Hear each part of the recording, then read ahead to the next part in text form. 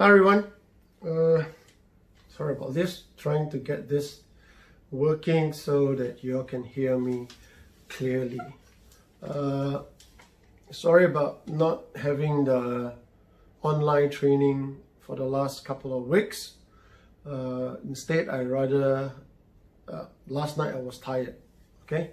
No excuse, but just that I was tired, wasn't feeling too well, so I told Pastor Olivia that I'm going to take the night off to rest first. So today, this is the video, and what I've asked all of you to do was to read Luke chapter 6 to Luke chapter 9, and to pick up 5 points about leadership, about appointing leaders and stuff like that. Let me go through Luke 6 to Luke 9, and I pray that as you watch this video, you yourself would also go and read Luke 6 to Luke 9 and find out for yourself what God can be speaking to you about leadership. Why do I choose Luke 6 to Luke 9? Luke 6 starts with, excuse me, throat a bit. Luke 6 starts with 2 Sabbaths. The first Sabbath was the disciples plucking grain and eating. And the second Sabbath was a man with a shriveled right hand. All right, and Jesus healed him in the synagogue. You find that Luke specifically talk about Sabbath, which is actually the day of rest. And Jesus chose to use the day of rest to do healing, to do defending of the disciples. But very strangely, in verse 12 is when he appointed the 12 apostles. Now, you're going to read about it. I'm just going to give you the verses. This is chapter 6 of Luke. And then in verse 20, after he appointed the 12 apostles, in verse 20, he says that turning his eyes onto his disciples. All right, so Jesus here was looking at his disciples. And then he says, blessed are you who are poor. So the first part of it is actually to the disciples which he has chosen, which was actually the 12 apostles. All right. And then in verse 27, it says, but to you who are listening. So from verse 12 from verse 20 all the way to 26, it's basically a discipleship lesson. It's actually a leadership lesson.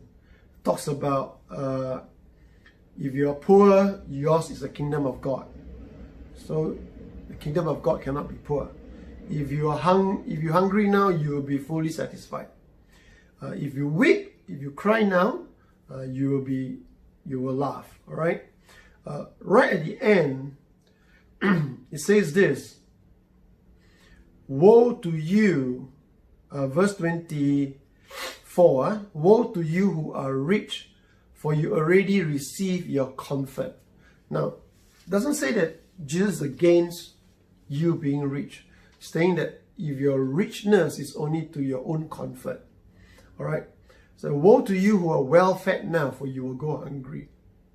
So here, if you look at it, the 3 woes, if you look at the 3 woes, you will find that all of it, Jesus is actually trying to tell us that his blessing for us as leaders, as disciples, is not to be for self, it's actually to benefit the people around us. Okay? Then in verse 27, it says, but to you who are listening, I say. So he's turning to the crowd. Love your enemies, do good to those who hate you. So this part here from 27 onwards is actually to everybody else.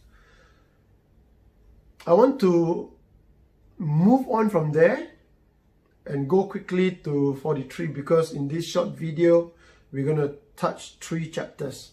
So I'm just going to go through very quickly so that you all can take time to read it yourself, and also to be able to ask the Lord, what are the pointers that you want to give me as a leader? Okay, L have written one of his last point. I think the last point was that not to live for ourselves, but to live for Jesus, totally committed. Verse 43, it says, no good tree bears bad fruit, nor does a bad tree bears good fruit. Every tree is recognized by its fruit. People do not pick figs from thorn bushes or grapes from briars. A good man brings out the good things out of his good, stored in his heart. An evil man brings out evil things out of the evil, stored up in his heart. For the mouth speaks what the heart is full of. And this is a lesson to me. This is one of the key lessons as a disciple of Jesus Christ, as one called to serve Jesus, called to be a leader in any kind of form, whether it's a department, whether it's a church, whether it's a ministry, is that we need to know this, that people only recognize us by the fruit, by what we speak. What was the fruit? It says, for the mouth speaks what the heart is full of. So if your heart is always thinking about certain thing, your mouth, if your heart is always full of certain things, your mouth will talk about it. If you're always worried, you will talk about worry. If you're always afraid, worry is one thing, fearful. If you're always fearful, you will talk about that fear. Okay? So, unless we are of good tree, now how can we be good tree? How do you change? You know, another part, I think in Matthew, Jesus says, make a tree good. How do you make a tree good? Unless it's a good seed, unless the roots are good, unless everything is good. And there's only one way for you and I to become good, and that is to be born again in Jesus Christ. Okay? And then he goes on to say about verse 46, why do you call me Lord, Lord, and do not do what I say? So, when we call Jesus Lord as a leader, our obedience is more important than our thinking. Our obedience to what Jesus tells us is more important to what we think is a good idea, what we feel is relevant. It's actually listening to what Jesus. He says that you call me Lord, but whoever comes to me and hear my words and put them into practice, I will show you what they are like. They are like a man building a house who dug deep and laid the foundation on the rock.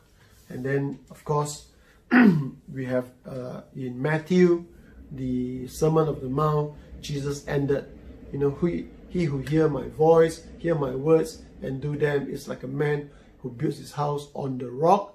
He who hear my words and do not do them, he also built a house, but it's on the sand. So you all see the house, but we don't see the foundation. Whether there's a foundation, or whether there is no foundation.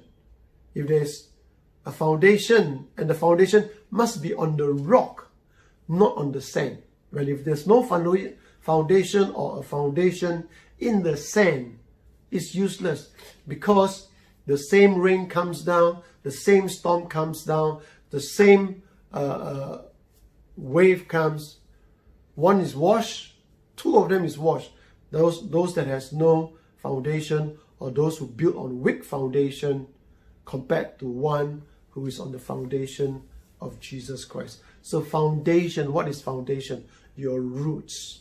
Your roots. So leaders, you need to really know what are you rooted in? Are you rooted in Christ, or are you rooted in self? Next chapter, chapter 7, talks about the centurion. And Jesus talked about, I have not found great faith. No, not in all Israel. We know about the story of the centurion. So here we talk about faith. You and I, we are not Jews. We are all Gentiles. And therefore, we do not see Jesus face to face. But we have this ability to enjoy commenting. So how do you have great faith? We talk in chapter 6, we talk about obeying, right? Obeying. He that hears my word and do it. Here the centurion came. You see there's a continuation. The centurion came. He says, don't come to my house. Just speak the word. Your word is good enough. If you speak the word, I believe. I receive. So how does great faith comes? By listening to the word, by obeying the word.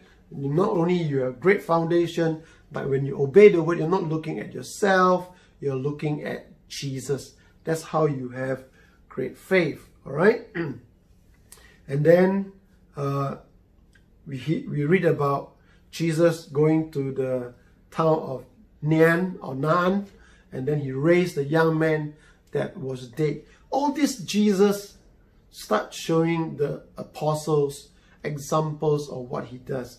What does he do? He healed by talking about the teaching, not only the teaching, but he healed by speaking.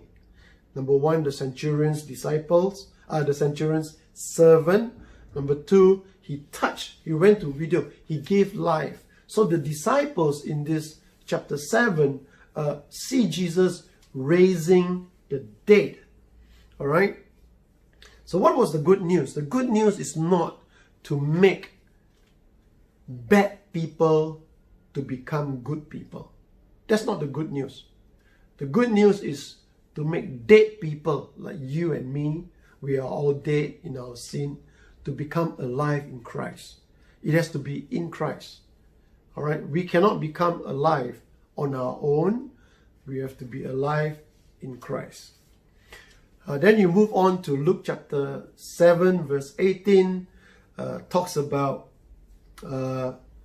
John the Baptist in prison, and then went to Jesus, and Jesus says this. He says that in verse 26, they ask, are you the one? John asks, are you the one? So Jesus says, go back and report to John. Verse 22, the blind receive the eyes, the lame walk, those who are leprosy are cleansed, the deaf hear, the dead are raised, the good news is proclaimed to the poor. Blessed is everyone who does not stumble on account of me. So as disciples of Jesus Christ, these are the physical fruits that we can ask God to manifest in our life. These are the physical fruits. Healing. All right, healing is a very physical fruit. What do?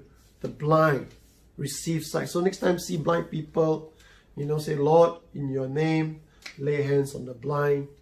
The lame walk, see a lame, pray. Now, please don't be discouraged when you prayed and nothing happened. Keep praying, keep speaking, all right? Faith comes by hearing, and hearing by the word of Christ.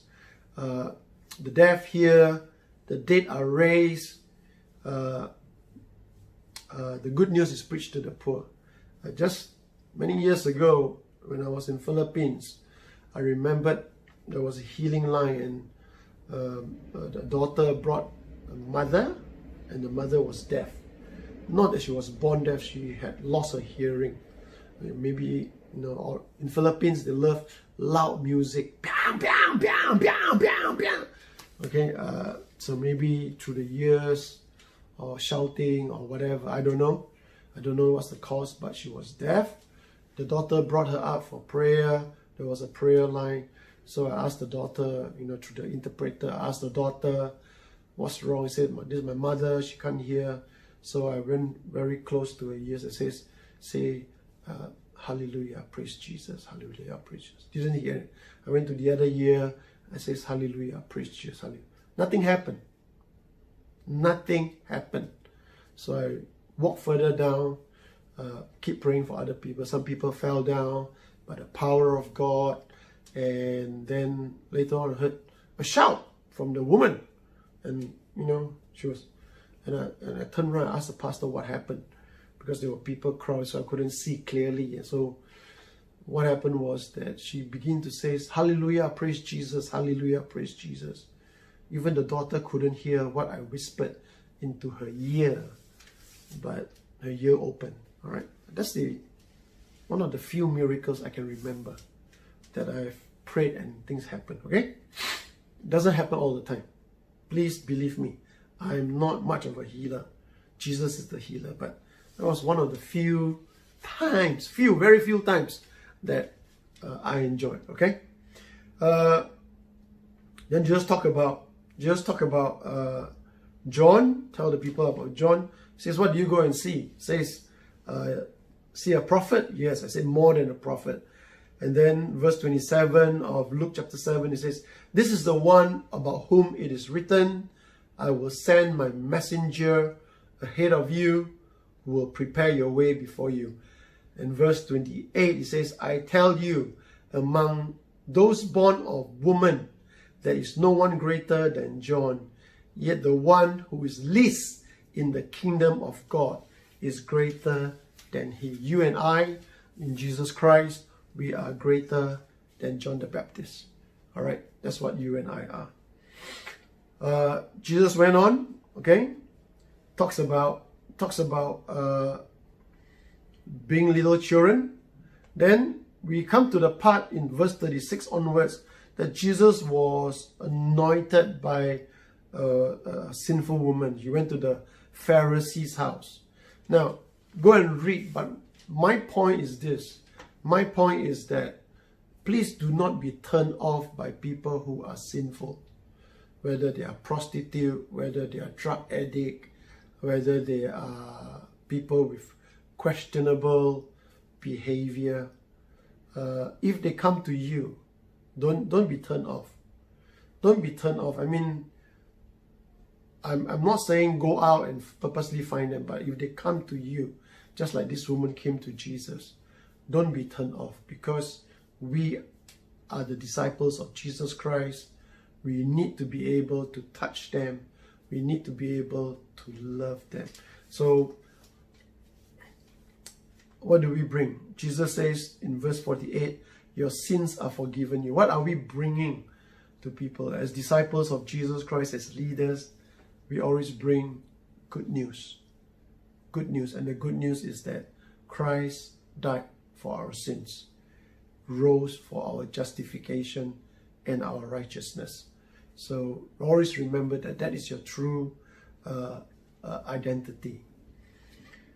And then in chapter 8, it starts with the parable of the sower. Right? In the parable of the sower. If you actually study the parable of the sower, it is actually a continuation of chapter 6. Chapter 6 ends with, "Anyone who hears my word and apply them, it is like a man who builds his house upon the rock," foundation in the rock. So it talks about the parable of the sower. If you listen to God's word, give it weight, give 100% focus, give Jesus that attention that Jesus deserves from his word, and you do it, you are the one that will reap 30-fold, 60-fold, 100-fold. All right. In fact, I love, of all the 3 gospels that talk about the parable of the sower, I love Luke's gospel. Luke's gospel says this in verse 15. So when you take Jesus' word, when God speaks to you from the word of God, and as a disciple, you take that word and you apply it to your heart. You apply it by being obedient, not to show anybody, but apply it to the world. The world sees your fruit. This is what happened. How do they see your fruit? It is actually very simple. It says, "But the seed on the good soil stands for those with a good and noble heart, who hears the word, retain it, and by persevering, producing a crop. Look at verse 8 of Luke chapter 8. 8:8, very simple. 8:8. Still others fell on good soil, and it came out and yielded a crop 100 times more, 100-fold more than what it was sown. Matthew and Mark starts with this. Matthew says 100, 60, 30. Mark starts with 30, 60, 100. All right, opposite direction. Luke do not have 60, do not have 30. Don't go straight to 100-fold. Go and look up in the four gospel, and this is what happened when, as a disciple of Jesus Christ in our life, when we hear God's word and we apply God's word, we let it become a seed. We persevere as a plant grow up. It's a persevering, right? Verse 15, it says, persevering produces a crop. Fruits, the crop is the fruit. People know that our fruit is good. So look at that. It's a continuation from chapter 6, chapter 7, chapter 8. So all these things are in order. Later on, Jesus comes to storm, says, let's go over to the other side. And he rebuked the wave. So it was a test. He says, right now, in chapter 8, in the beginning part, it says, till you hear my words and apply it, all right, you will be like the man, you will grow, you'll be like a man who built the house on a strong foundation in the rock. And then here you find he talks about a crop. And then he says, let's go over to the other side. So when he said, let's go over to the other side, that is the word. Jesus spoke, that is the word. He went to sleep. We all know the story. He went to sleep, right? And the wind came and all that. So to the disciples, they heard. What were they? Were they the one that the devil took? No, they followed Jesus.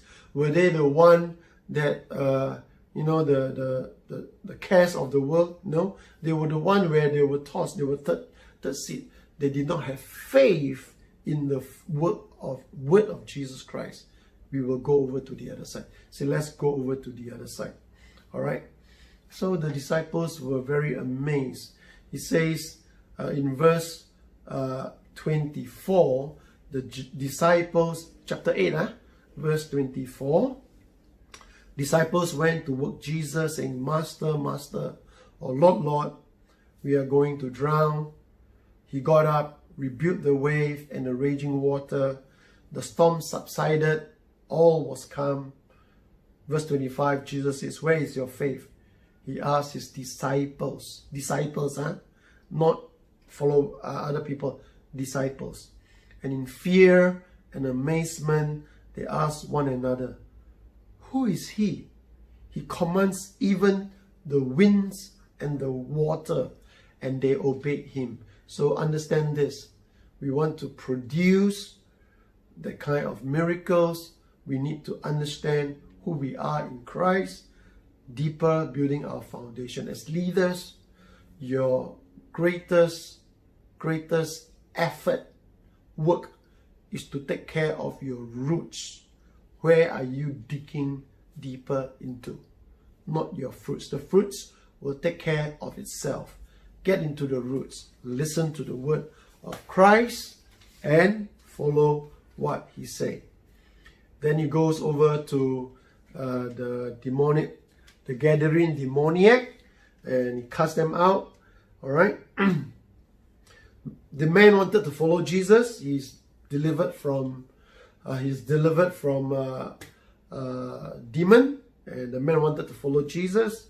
And Jesus, in verse 38, Luke 8 verse 38, the man from whom the demon has gone out back with him to go with Jesus.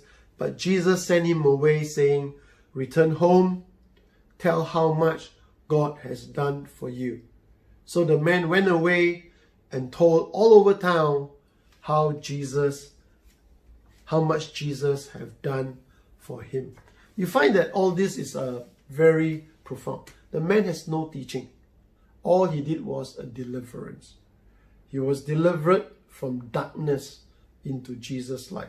You and I, honestly, go to Bible school, good. Go to university, good. But your strength, your true strength, is not all in that. Your true work in life as a believer is, what has Jesus done for you? He has delivered. He's talking about us. He has delivered us from darkness into his marvelous light. We are called out from darkness into his beautiful light, marvelous light. And everywhere we go, we become the testimony. So leaders, you, yourself, you are the testimony. You are part of the good news. That is what a leader do. He brings the good news everywhere he goes. Quickly, read the rest. Talk about healing. The woman with the issue of blood, 12 years. The daughter who 12 years old who died. All right. One got healed. The blood stopped bleeding. That means bleeding. Bleeding can be anything that is running out of you. Finance. You're losing finance. You're losing wisdom. You're losing your mind. Come to Jesus. Jesus restore you. Jesus stop the bleeding. Restore you. Make you whole again. You are dead. Jesus raised you up. Okay. Let's go to chapter 9. And after all, from chapter 6, 7, and 8, you find Jesus start with rest. And then he appointed the 12. He taught. He says that if you listen to my word, then he showed example. Went over there, give the disciples a test. Went over to the sea. They were worried. The water tossed and turned. They were worried. Jesus healed. Went over to the other side. Delivered the man who was demon possessed. Came back. And in chapter 9, came back. He still did some healing. He came back. And in chapter 9, Jesus sent out the 12 apostles. That's why I asked from chapter 6 to chapter 9. So when there is a teaching, when there is demonstration, leaders, not only do we want to appoint you as leaders, we also want to teach you. We want to show you how to be a leader as much as we can. I'm not God, I'm not Christ, but I can show you as much as we can how to serve Jesus to the best of your ability. And when you do that, what you do, the next thing is that you need to be sent out. You need to do what God has called you to do. Jesus says to them, he says, verse 1, Jesus called the 12 together. He gave them power and authority. Jesus says in Matthew, all power and authority has on heaven and on earth has been given unto me. Go. So it is Christ who gives you power and authority.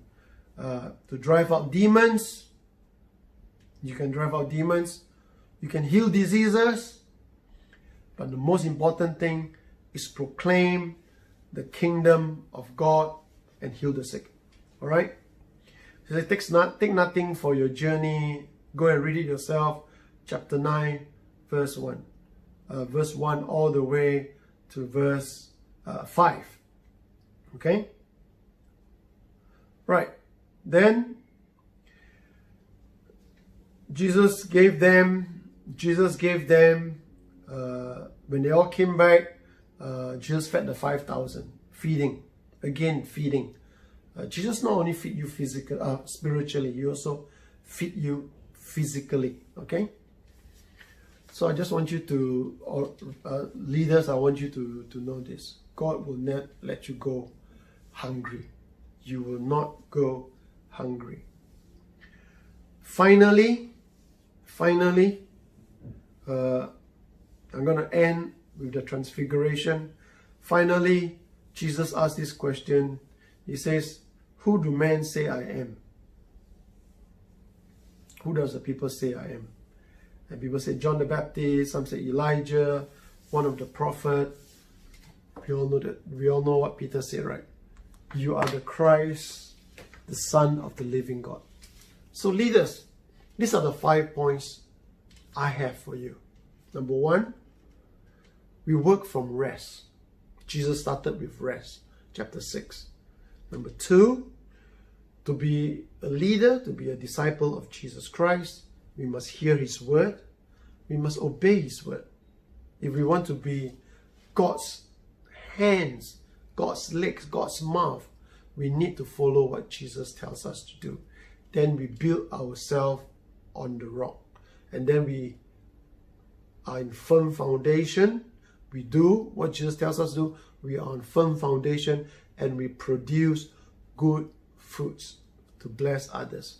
Number four is that we need to keep our eyes on Jesus all the time. All the time. Right? No matter how good, how well we do, we need to keep our eyes on Jesus all the time. And number five, when we have all these miracles happen in our life, leaders, we must remember that it is not us, but Jesus. You are the Christ, the Son of the living God. The 5 points is not about us. The 5 points is not about what I can do. The 5 points is rest, hear what Jesus say, do as He tells us to do, keep our eyes on Jesus, and lastly, declare and always remember that Jesus is our God. Jesus is our boss. He is our Lord, our Master. So go back and read Luke 6 to Luke 9 again and see what addition. There's so much more that you can do, take from there, but these are the 5 points I have for you. Go back and read Luke 6 to Luke 9 and then find out for yourself much more. Ask the Holy Spirit, show me much more. All right? So thank you, guys. Love you all. Thank you, Pastor Olivia, Pastor Daniel, for translating this. I do not know. Maybe Pastor Daniel may actually do a video and put it out. Maybe easier for him. Okay? God bless you guys. Love you all. Bye-bye.